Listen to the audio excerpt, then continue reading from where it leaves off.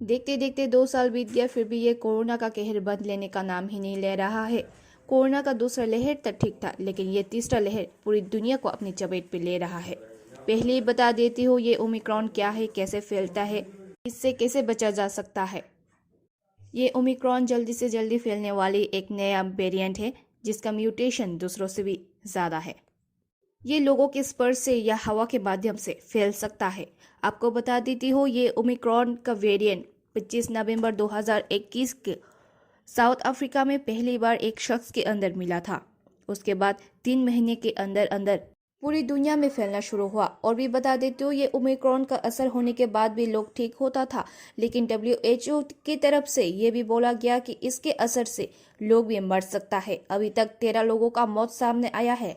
आपको कैसे पता लगेगा कि आप ओमिक्रॉन का शिकार है या फिर इन्फेक्टेड? आपको पहले ही बता देती हूँ ओमिक्रॉन का म्यूटेशन बाकी सबसे कहीं ज्यादा होता है। इसको मौजूदा टेस्ट से भी पता लगा सकते हैं। ओमिक्रॉन जब भी होगा पूरे शरीर पर इसका असर होगा। बदन पे दर्द, मांसपेशी पर दर्द होना, कान ठंडा बढ़ना, सर्दी खांसी, कोरोना की तरह गंध न आना, किसी की चीज का भी स्वाद न आना ओमिक्रॉन का लक्ष्य है।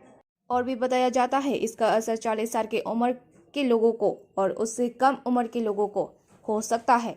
ये सब दुखद चीजें देखने के बाद इस महामारी से बचने के लिए सरकार ने फिर से कोरोना प्रोटोकॉल को ऐलान किया।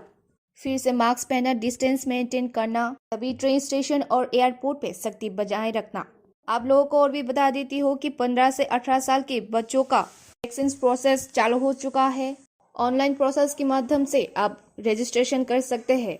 सभी को और एक बात सूचित कर देती हूँ कि 15 से 18 साल के बच्चियों का सेकेंड डोज 28 दिन के बाद लेना जरूरी है।